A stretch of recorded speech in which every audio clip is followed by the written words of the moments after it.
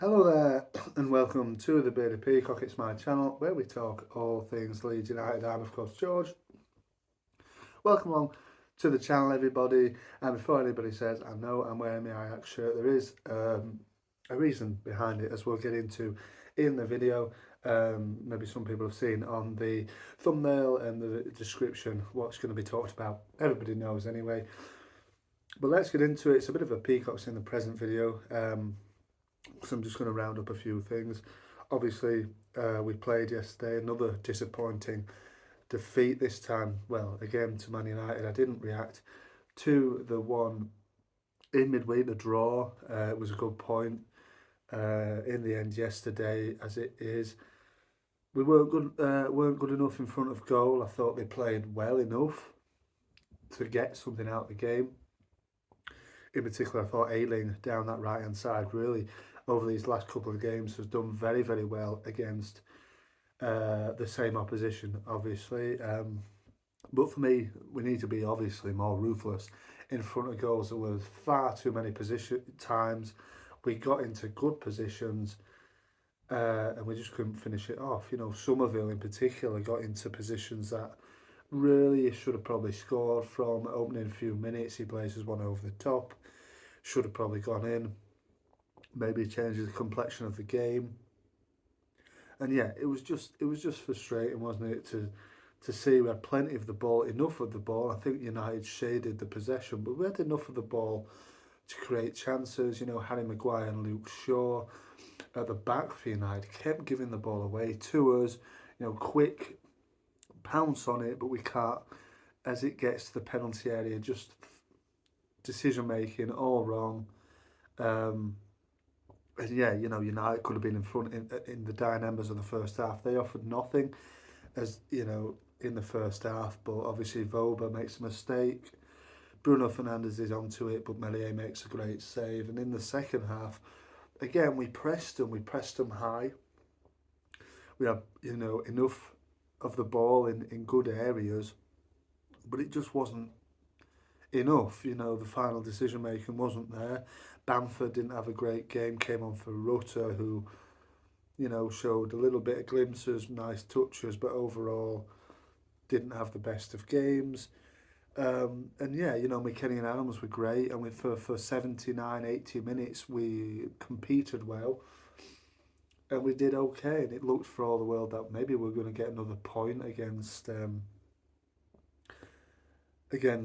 United, but it wasn't to be. And you know, I thought, you know, this is just set up. They've got the quality on the pitch, like Rashford, you know, and it was to be that he was to score the opening goal in the 80th minute of the game, 10 minutes to go. He comes up with quality, and the United fans would say, well, he doesn't score many headers, and he scored two in 2 games against us. What can you do? You know what I mean? The defending on that action, it was poor. We left him completely unmarked to head into the net. And to be fair, I think the game's done then, really. 1-0 late on. Um, and yeah, as it was, Garnacho in off the post got them to 2-0, and that was completely game done in the 85th minute. You know, I will be honest, um, I did sort of cave in and turn it off at 1-0 because I just knew, you know, that's 9 games without a win now. I think, did United have 2 offside goals as well? So it could have been more for them. And yeah, I just knew at that point the game's done. It's another defeat. It's 9 now without a win for Leeds, and it eclipses our other run earlier on in the season of, yeah, 8 games without a win. Now it's 9. Massive game. It cannot be understated. On Saturday at Goodison Park against Everton, who play this evening as of recording in the Merseyside derby. Let's hope Liverpool can do us a favour in that one. But yeah, disappointing. Didn't really expect much, but when it gets to 80 minutes, you know, and you're 0-0, it's disappointing to come away with nothing, and as well to lose it by 2 goals is disappointing. Although the goal margin doesn't really matter as much. Obviously, you get no points still if you concede one and lose, you concede two and lose, it's still the same, isn't it? So a 2-0 defeat against Man United. And Man United were there for the taking, weren't they, as well? It wasn't like it was a stellar United performance. They didn't really have to work too hard and they got 2 goals. Disappointing. But like I said, moving on to Everton, massive game. Then it's Southampton at home, potentially Jesse Marsh's Southampton, if reports are to be believed. But that's put to bed the game. Let me know in the comments if you were there. What was the atmosphere like? Obviously, it sounded fantastic.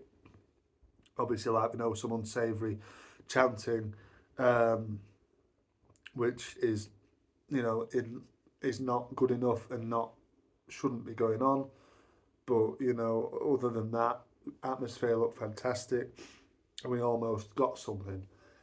But moving on, obviously, we're still looking for a manager, and that is the reason why. Perhaps I'm wearing my Ajax top today for this video.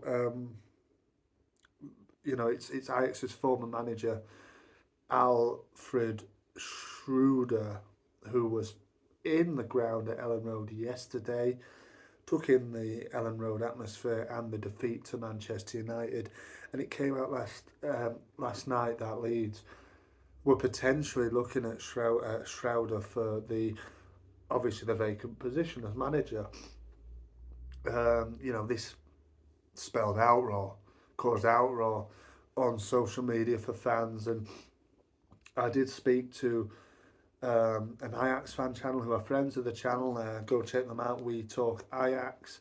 I did drop them a message, and he did say worst manager they collectively have ever seen at Ajax. Broke unwanted Eredivisie records for Ajax, and he did say it would be a huge mistake to appoint him. So that didn't fill me with much confidence. Any Ajax fans watching, do you agree with them? Was he that bad? I know he did have them in 4th or 5th place come the end of his tenure, which ended a few weeks ago at the end of January. And yeah, it was met with awful, dismay and disappointment and anger in some cases in some Leeds United fans that this man was going to be the manager off the back of a defeat to Man United. There was also some reports saying that Schreuder was almost Ten Hag's guest at the game. Obviously worked under Ten Hag at Ajax, I think, as his assistant, and by all accounts is a better assistant than a manager. So yeah, he was at the game. Came out as a serious contender in reports last night. Fans were not happy, and in a sense, the fans were listened to, which is what we want, isn't it? All round, we want to be listened to. They didn't. They weren't happy. The majority. I didn't see anybody that was happy with that. So the guys, the board, the men making the decisions, obviously had a look at social media and decided that it's not a good. It wouldn't be good, and it wouldn't go down well. Sort of Salino vibes, isn't it, of blocking him in the car park at Elland Road. But yeah, didn't go down well on social media. So maybe the board have listened to the fans, and because he now has been said that he's going back. He's going back to Holland. Fabrizio Romano even said he wasn't anywhere near being the new manager. So maybe it was just he was visiting, he was watching Ten Hag's team. Maybe it was just as innocent as that, perhaps. I don't know. But let me know, how angry were you when you heard this news, when you looked at the form and the history of this manager? Were you angry and disappointed? I think many fans felt it was the end of the road. That was it. We were going to go down. Now there's slightly new hope, and we don't know who's going to be the manager. But let me know in the comments there, who would you like to see as the manager? I think a lot of people now, just only now, are swaying to the idea of Nuno Santo as the manager. For me, I don't know why a lot of fans have a problem with Nuno and why he wouldn't be seen as a good choice. I think he would steady us and we would see some nice attacks. Obviously, shore the defence up, but we'd see attractive football going forward in the forward positions. I think he would definitely get a tune out of this attack. As you see the Wolves team that he had there. Very very good. Some great players. Got good pedigree. For me, the out of the ones talked about, this is the most solid and most sensible option. And whether the board do it, I know there's some reports saying that they're off after an interim manager and then looking for more stable and stability in the summer with the manager.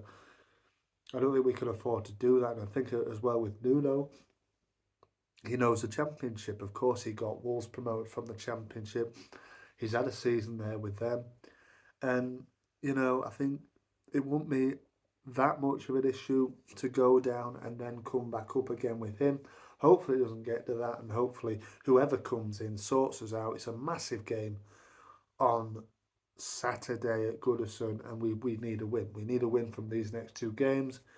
If we don't, then for me it's curtains and we can kiss goodbye to our Premier League status. That is the state of play. I believe it. Everton, new manager. Southampton maybe have a new manager. It might even be, like I said, Jesse Marsh, which would be interesting. Him coming so soon back to Elland Road. Surely he'd want to do a number on us and see us deep in the mud like they are. I mean, we're only 4 points better off. So let me know about that news that I've discussed today. What were your thoughts on the Man United game yesterday, and what are your thoughts on the managerial position? And what about Schreuder? Were you Schreuder, or I know I've called him a different name every time I've mentioned him here. But what were your thoughts on that last night? And any Ajax fans, you've got Johnny Heitinger, and I think is he a permanent manager? He's looking okay. I know they won yesterday as well, and going all right now again after he's left, obviously. So yeah, let me know. But thank you very much for watching. Marching on together. I'll see you on the next one.